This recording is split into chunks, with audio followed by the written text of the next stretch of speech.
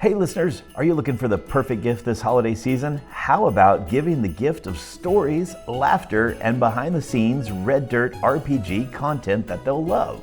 That's right! You can now give a patron membership to our podcast as a gift for any fan, or for someone who needs to become one. With a membership, they'll get access to exclusive bonus episodes, early releases, and special content that we only share with our patron community.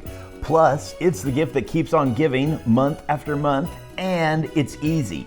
Just head over to patreon.com/reddirtdnd, and the link will be right there on our page. Just pick a membership level, fill out a few details, and boom, you've rolled a nat 20 for spreading holiday cheer. So skip the generic gift card this year and visit our patron and give the gift of a great podcast experience today.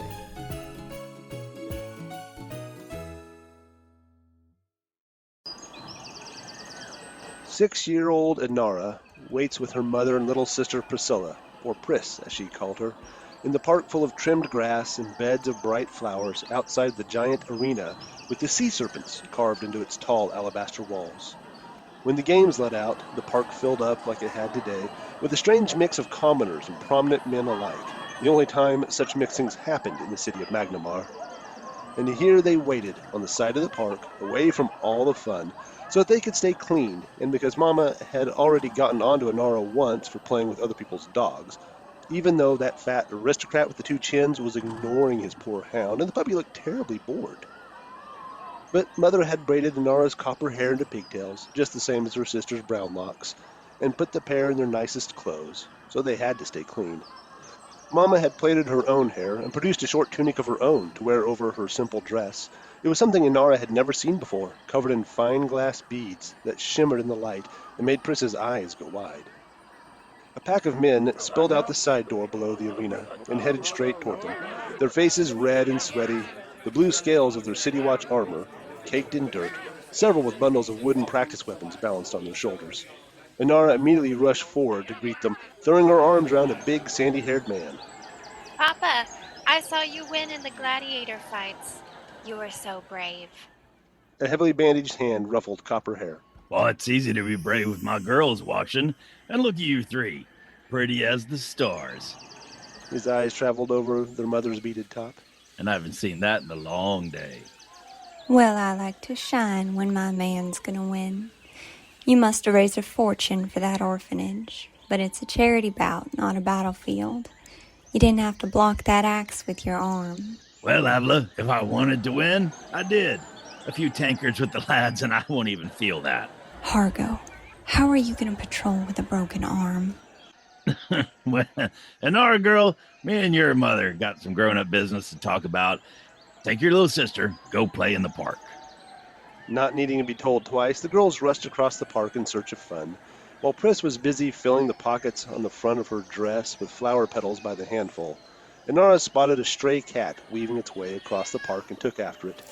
She shimmied under bushes and between people and was about to dart across the well-paved street after the fluffy thing when she was stopped by the clomp of a steel-shod hoof right in front of her. 3 heavy steeds tread down the avenue. The first 2 carried thick-built men, clad in plate as dark as night. Grotesque, screaming faces sculpted on their breastplates, and demonic horns swept down on either side of their helms. Great swords clattered against saddles. The third rider was lean, not like the other 2, with plate armor sculpted to look like chains wrapping their limbs. Flowing silver hair spilled down their back, and vibrant purple eyes scoured the crowd from beneath an iron prisoner's mask. An elegant longsword hung from the rider's hip, and thick shackles from its saddle. Down-pointing pentagrams adorned the trio's pauldrons and cloaks. They were towering and magnificent, and menacing and glinting in the sun. Inara rushed back to her parents. Mama, Papa, look! Knights! Father wrapped his cloak over Mother's tunic, her face ashen. Avila, I think we... Girls, it's time to go. Later that night, Avila tucks her girls into bed. Priscilla was already passed out, still clutching handfuls of flowers. Mama, who are those knights in the park today? They were Hell Knights, sweet one. The enforcers of Asmodeus' iron-handed law. So they're watchmen like Dad. There are 2 sorts of law, Inara. Your father serves a law that keeps men safe. But those that march under the pentagram claim to bring law and order, but it's a lie. They bring only oppression. There are many kinds of them in the South. I saw them in the Goblin Blood Wars, ceaseless and merciless, but afterwards, Did we win?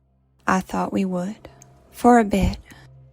But whenever there is oppression, heroes will rise up to oppose it. But don't you worry, little one. Mama knows exactly how to keep them from getting near you. Avila's eyes lingered on her traveling cloak that hung on the wall. Have I ever told you about Isger, far to the south where I'm from? About the fairies, and how at dusk we'd go into the forest looking for 'em.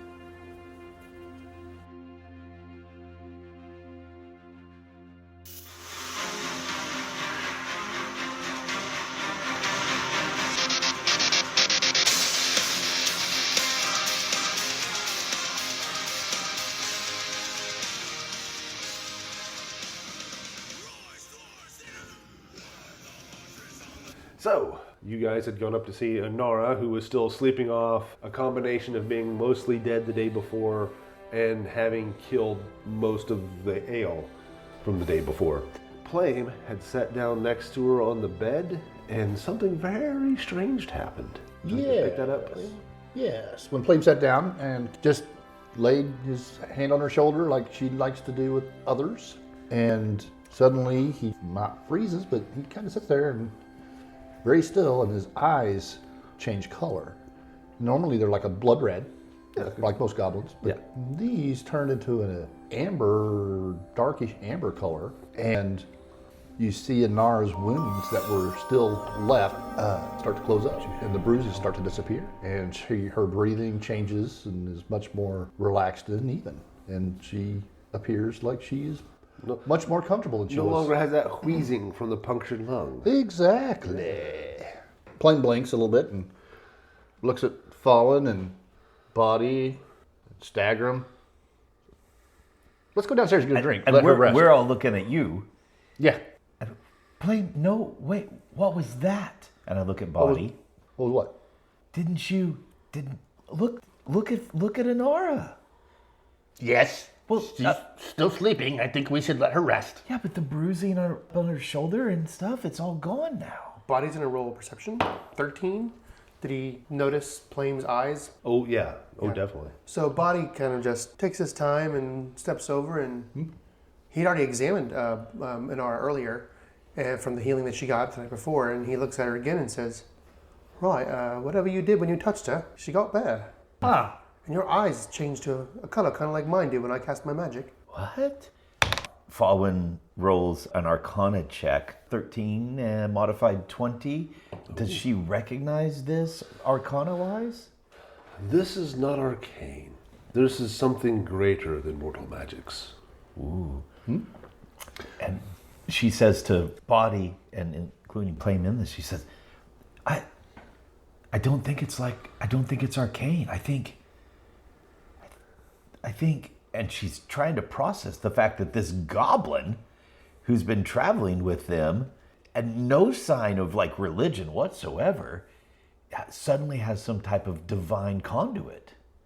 And she just, she just can't quite get the words to come out.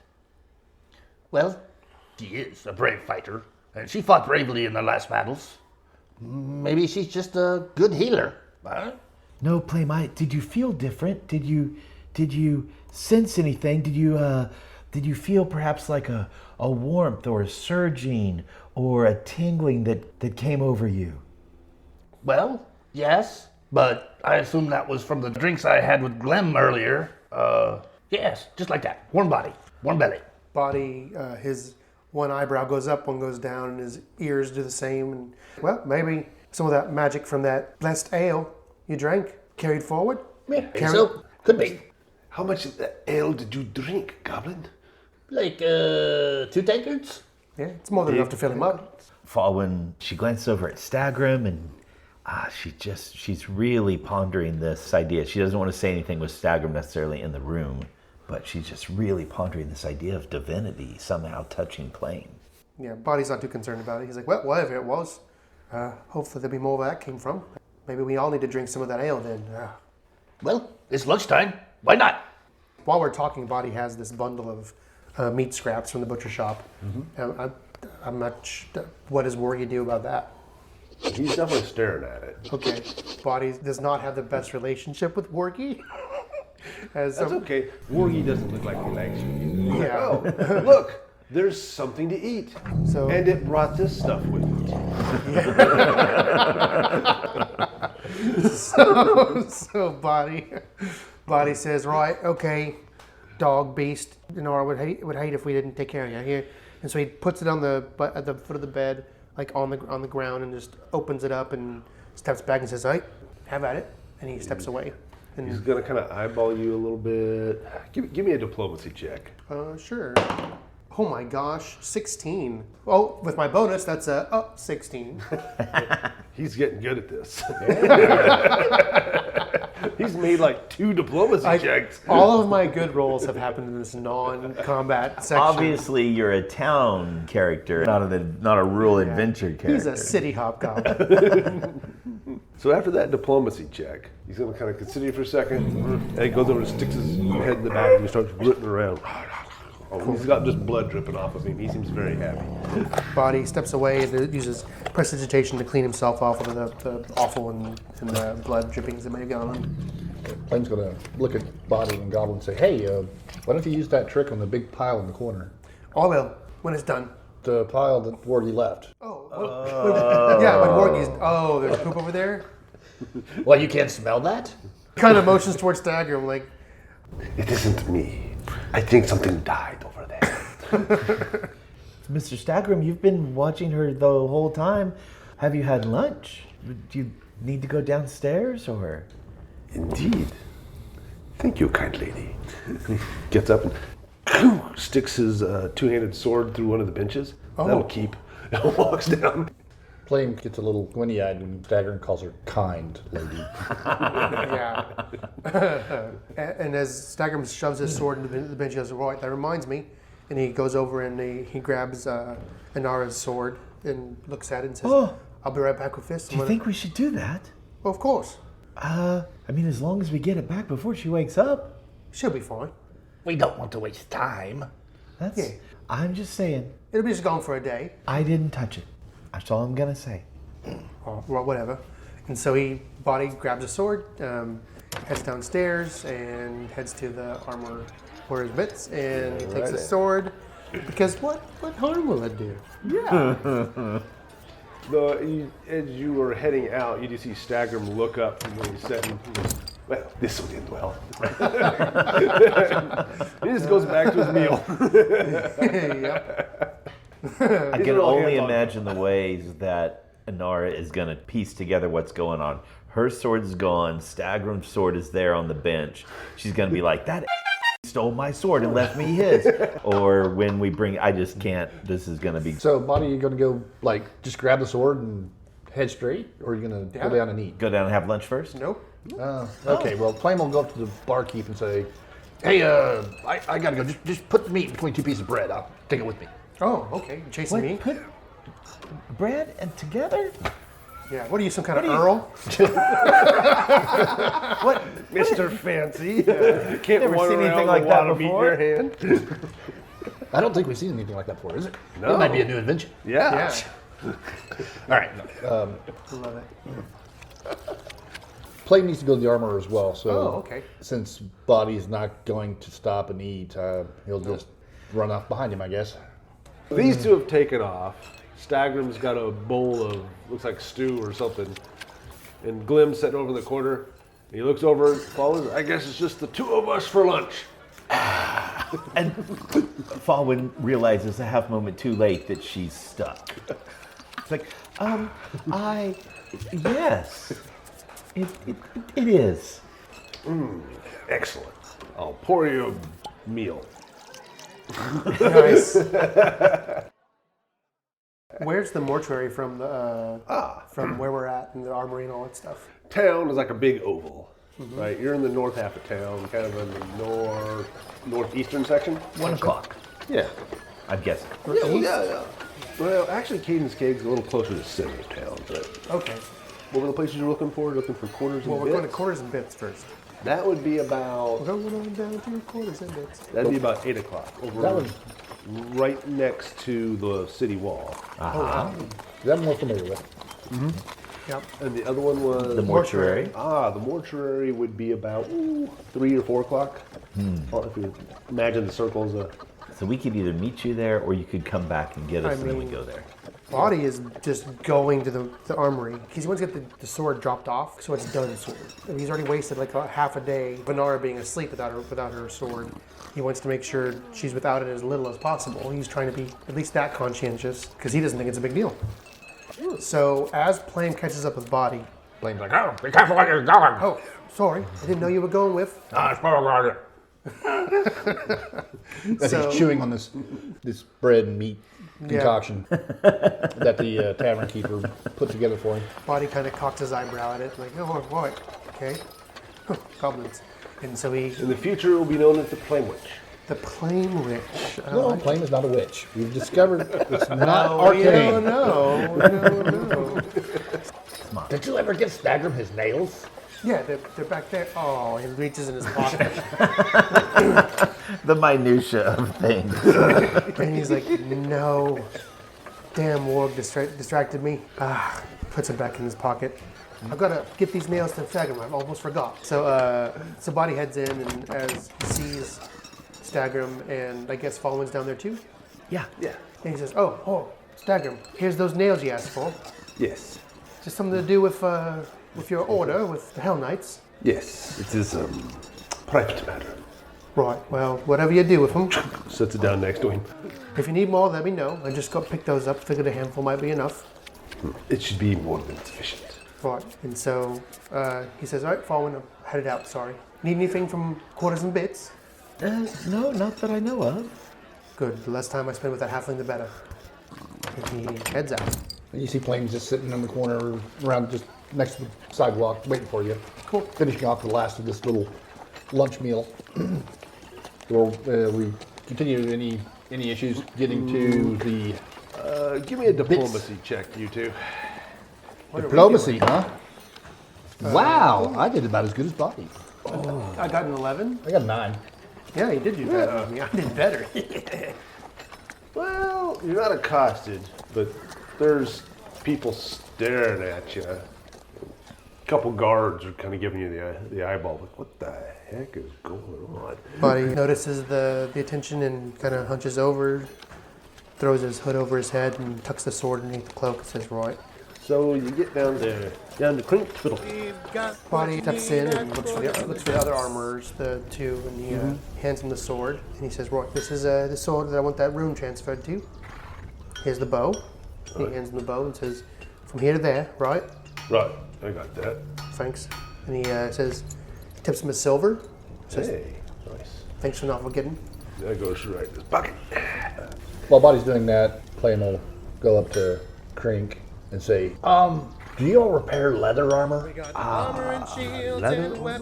Yes, we can certainly get that repaired. I know just the man. Excellent quality. You will not believe the workmanship on this. Excellent. I need a couple of holes sewed shut. Not me, but the armor.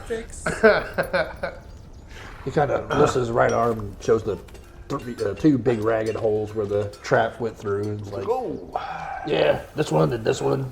it's like yes. Yeah, there's some wear and tear on that. You know, we could set you up with a brand new, beautiful set of custom-made leather armor for a very reasonable price, sir.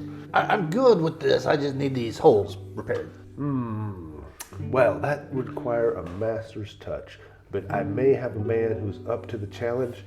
And, well, it is a bit costly for such workmanship, but I can definitely arrange something.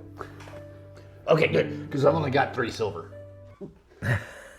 By chance, that happens to be the cost. Very good, very good. so Plame will pull the Leather armor? leather top piece, the Yeah. breastplate, whatever you want to call it, off. Says, I'll be back by the end of the day to pick it up. Of course. So he takes it over his armor and is like, here, get some thread and sew that up. Nice. Then he goes back to Boddy. He's like, you ready to head back and get Fawin? Yeah, right. That sounds good. All right. Meanwhile, back there having lunch, just some simple stew or whatever it is that they have. Although Fawin does take a little bit extra moment to stir the meat, take a look at it, make sure it's something she recognizes. Appears to be beef. Very good. And then partakes. She says to Stagrim, Alec, the castle of Raid that you mentioned? Yes. Is that, where's that located at? Is it? It is in my homeland of Varizia. Where's that? Corvosa, Oh. capital of Varizia, Oh. if you can call it that. Well, not exactly a organized state. Well, I don't mean to pry too much, but how much more of the process do you have before you get to claim a proper title of Hell Knight? I must perform the proper ritual in full view of a Hell Knight in good standing. Oh. And the ritual is I must face a demon in single combat. Either I or it will leave. And the imps, that wasn't the thing then back at the castle, at the Citadel. My mother, she took her test in that room. And what came for her was something far worse. Those are, sometimes when you're doing these summonings, a little rat slips through those cracks between realities. They like to hide in the walls and just wait out. That's the thing with Hell's children. They are immortal and terribly patient. Okay. Probably waited for my elders to evacuate the castle so we could have the run of the place. Amazing. It was more extermination. So Fawin is trying to find a way to pry a little bit about this Order of the Nail and leadership and things like that, but she's not exactly sure how to ask in a proper way. Kind of an awkward silence for a moment. He does look up to you and thanks you for taking such fine care of the banner. Those are given to new armatures before they have their proper uniforms, but so few of them treat them with the respect that they deserve. I didn't even think to wonder. It's not inappropriate that I keep it for a while, is it? He raises an eyebrow. You mentioned that your family is related to the order. I know that my family established their home after the Goblin Blood Wars. And I'm fairly sure that they were involved in quelling that uprising. My father wasn't a member of the Hell Knights, but he was an arcane wizard that joined their forces to put down the attacks. Yes, we do occasionally use civilian, shall we call them, advisors from time to time to help with matters. It depends on the order. Some orders are more prone to that than others. Do you know any Hell Knights from the family lineage of Desandramir? Let me roll here. He has lore Hell Knight, 14 and 7. That's a 21. Yes. He kind of purses his lips. Desandramir. I have heard of a Desandramir, an elf that served in the Order of the Chain, with quite significant distinction. Yes. And what do they focus on? Each order has a Specialty. Yes. The Chain, well, the title, Chain, because they go after criminals, fugitives. They bring them back in chains. Oh. And Fawin is pondering this info. She's taking it in and nodding slightly. This tracks. Her mother was very tight-lipped about her past. Yes. They often work with various diviners and investigators. Many of them become expert investigators themselves. Quite different from my own order. We're more concerned with helping civilization spread into the frontier. You know, these places so full of lawlessness and barbarism and goblinoids and all these problems that people have. Things that hold back the march of civilization. Yes. And Fawin realizes just how incredibly important all of those things, order and civilization and establishment, were to both of her parents, really.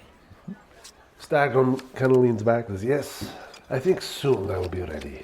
I must hone my skills until I'm ready to face a devil from hell itself. Then I will be able to wear the horror face upon my breastplate, the skull and demon horns.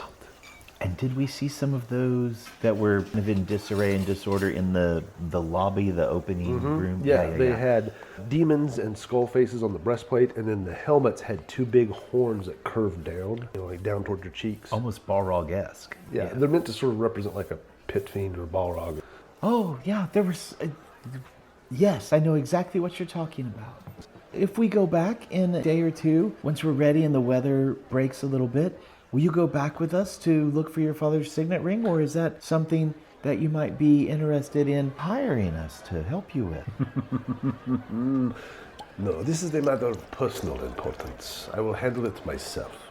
I'm willing to wait a day or two, but not too long. My leave of absence cannot be indefinite. I understand. Well, hopefully we can go with you, safety in numbers, not that you need us. No.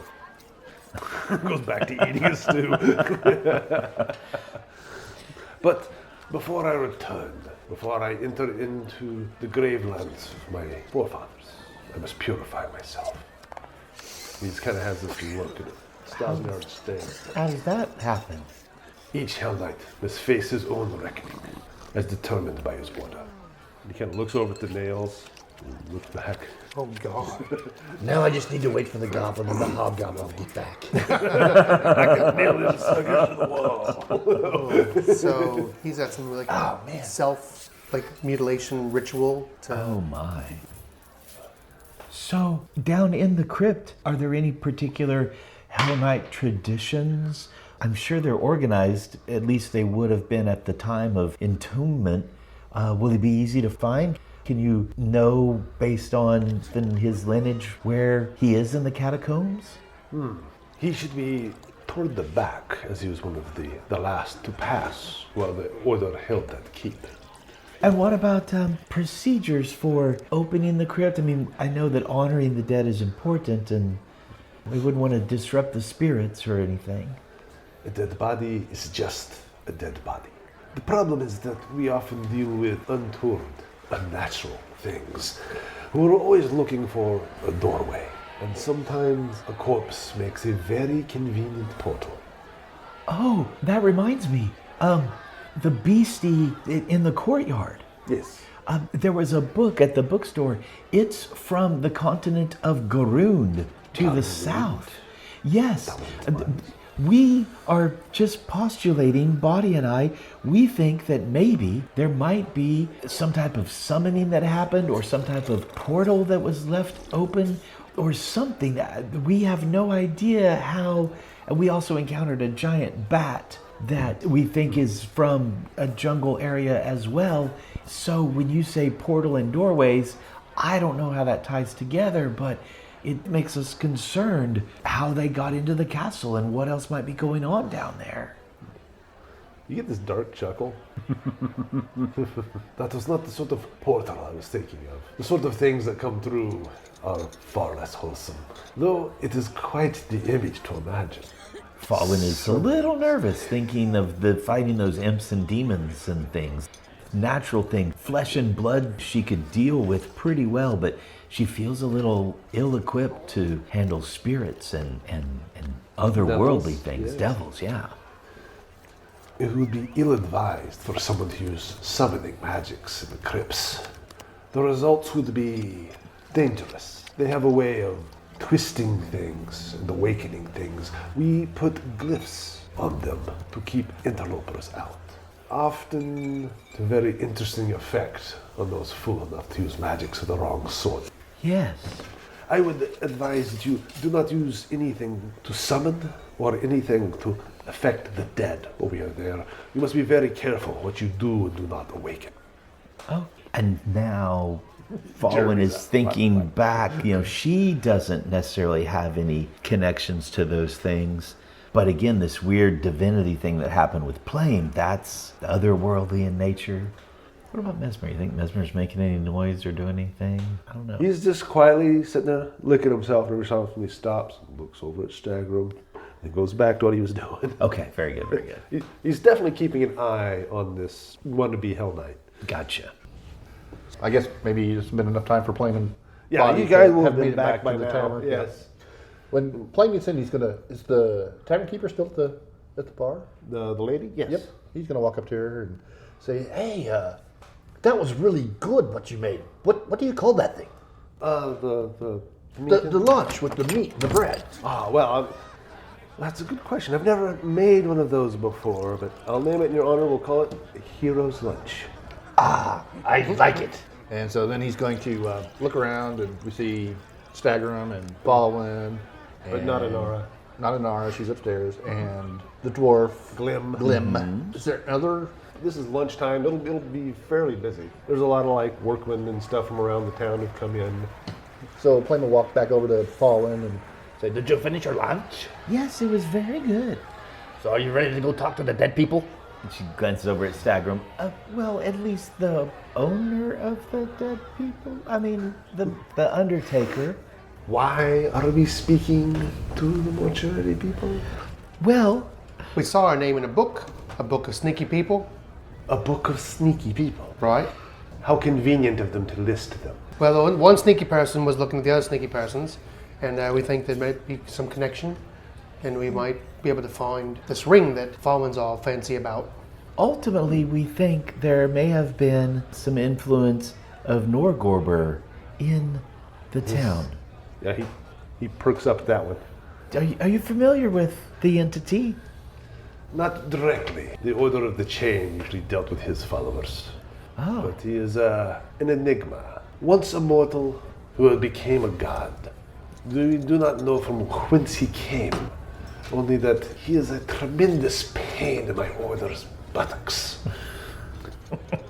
Yeah, very sneaky, these folks that are here tied up with him. That halfling that we captured. Yes. And the woman he worked for. Yes. She's the one with the book full of sneaky people.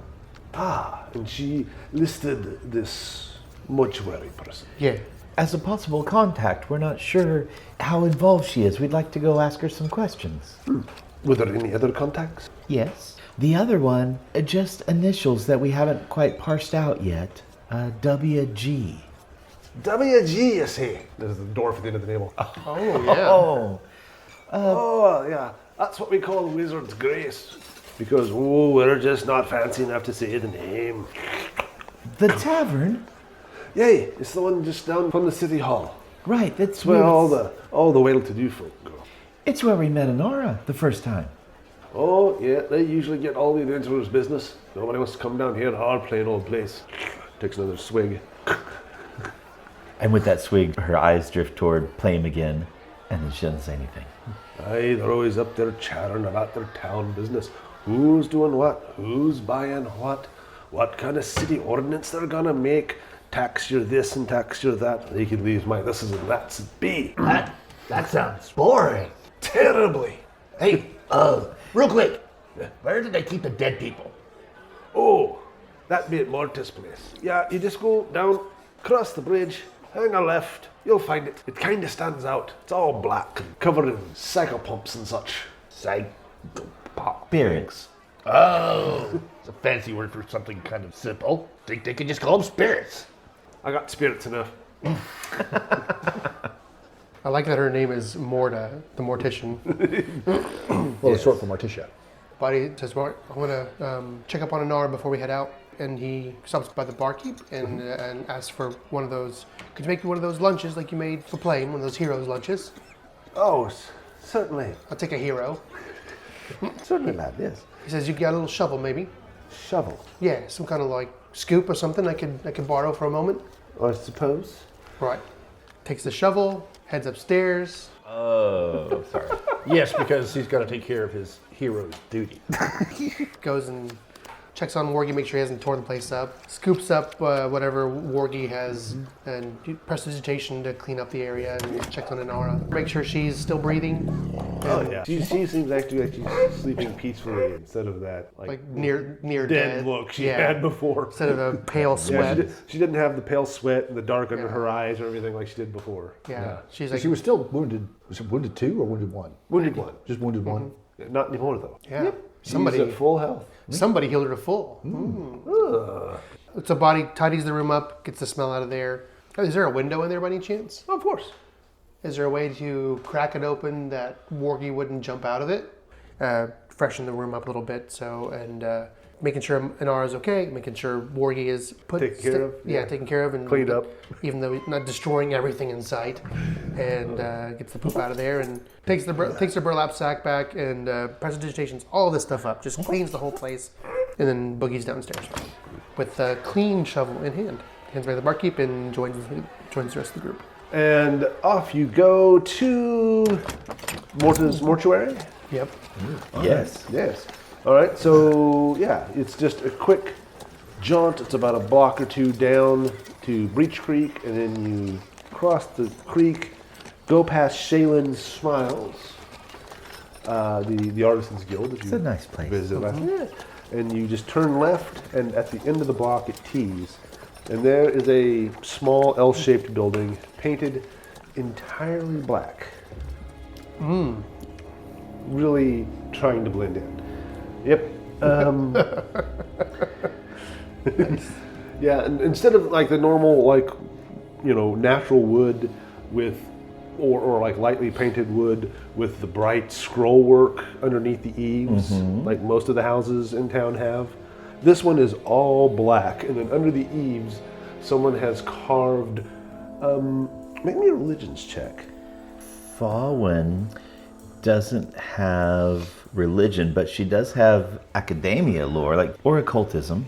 Oh, occultism. Yeah. Occultism? Well, I got a 21 occultism. No, I'm sorry. Occultism, I would have gotten 18. Sorry. Okay, so Fawin in occultism got a 25. Yes, they look like black birds, but they have masks on, like leather masks that come out to a beak with eye holes. It looks kind of like a plague mask. Yeah, you know what I'm talking of about? course. Only it's birds wearing them that have been carved in at regular intervals. What? Yeah, it's called a nosoi.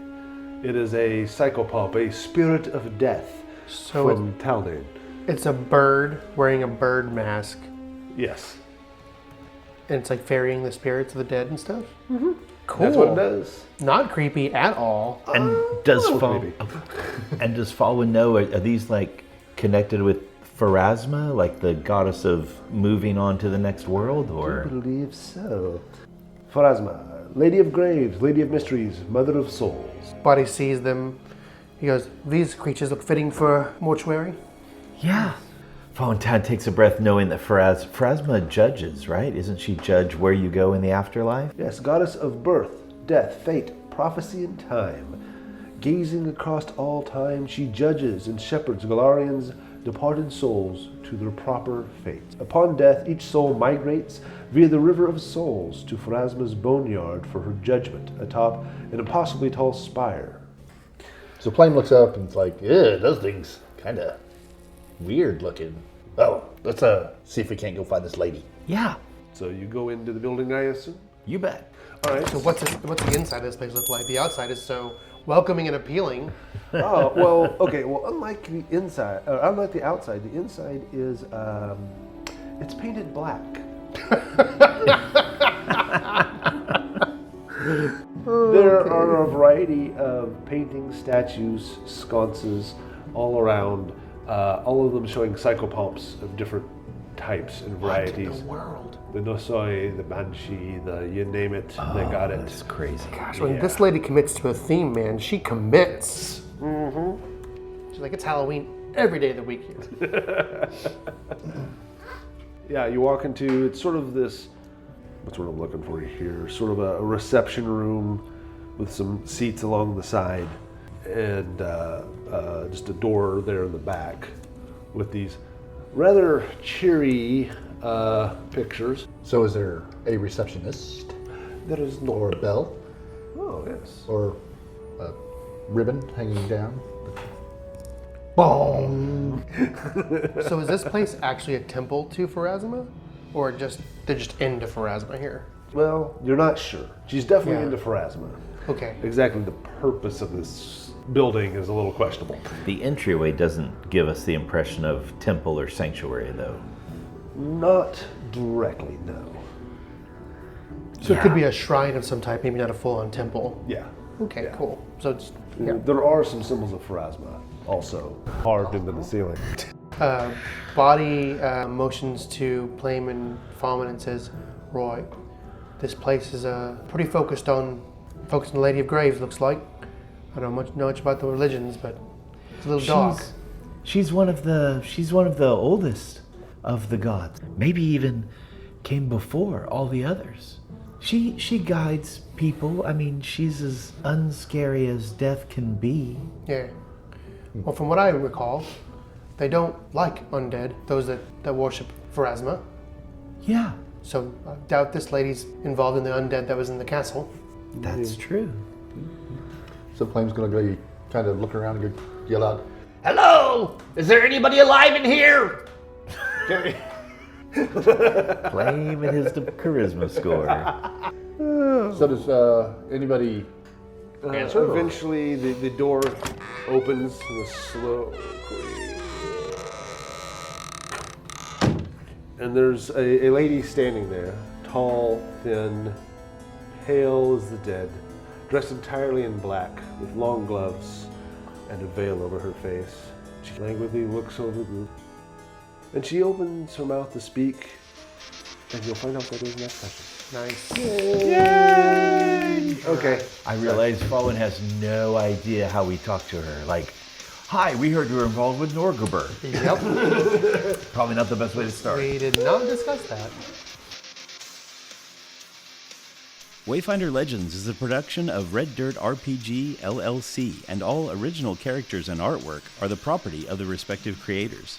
The Age of Ashes Adventure Path was originally produced by Paizo Publishing, and all Paizo titles, characters, and artwork are used with respect under the guidelines of the OGL and Orc Gaming licenses. If you like what you've heard, join the party at patreon.com/reddirtdnd. You'll get additional content, Discord access, quarterly gifts, and more.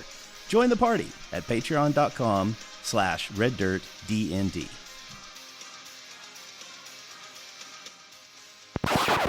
You happy now? Are you happy now? I am just as happy as a body. The Eeyore of Aveston. Aww. Looking for his tail. Well, you're just going to have to take that without Fawin. She's not having any part of that. It's going to have to be Sans Witch. I mean, I'm not doing that. Wow. That was expertly done, sir. Sans Witch. I'm just clamping. I'm just shutting my mouth from making jokes about. We can wait until Tomato to do it. Oh wow! I'm remembering. I'm the guy who has to take the time to edit all this crap out. That's what the end section is going to be long on this one. No, that was good enough to put in the credits. What could possibly be suspicious about a goblin and a hobgoblin running down a road carrying someone's sword? Correct. And a pocket full of nails. And a goblin just munching on a sandwich. Yeah. Or I'm sorry, on bread and meat. Not Plame Witch, huh? No, not a Plame Witch. I don't know what it is yet. Goblin, gobble. Yeah. Hero.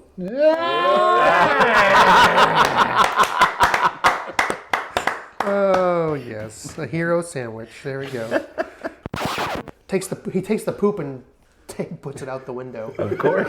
It's medieval times. Of course. What else would you do? Okay. Yeah. Didn't hit anybody? You hear some commotion in the street. You decide to get out of there. He checks it after he tosses it. Make it to hit roll. Splash damage. Is there a way to crack it open so Orgy would jump out of it? Because one of those sounds like a better option. It's the second floor, so like 10 foot. So make sure you put an 8-foot leash on him. Well, he's got that chain, doesn't he? He does. So what? It's terrible. Brook almost died. The 8-foot chain. He puts it back into the ice tray. Ice. Got ice. Got I'm sandwiches. as bad as the rest of us. Come on, let's focus. Let's Grabs go. a soda and hands it to her. Like, could you microwave this for me? Got a little bit more. Prestidigitation. Oh, that is a microwave. Oh, from now on, like, wah, ding. Hey, buddy, microwave this for me. Wah, ding. And while you're holding it, can you turn it gently in your hand so it's even? So it turns out better this way. Ooh, it's still cold in the middle. It's cold in the middle. Why? Darn cantrips. Outside is molten lava hot. All my trail rations are hot on the outside and cold in the middle. Oh my gosh. Back downstairs. Back down. Oh, I thought it was because she had a breathing problem. You came here for asthma. No. Yeah, but they're more like the honor guards. Lots of psychopomp and circumstance. But I'm bummed. From around the corner, you hear a, no! Hard times in town, got your party down. We've got just the fix. Sign up for that quest, we'll handle the rest. We've got what you need at Quarters and Bits. When adventure's calling, but you're stalling, don't know what to get.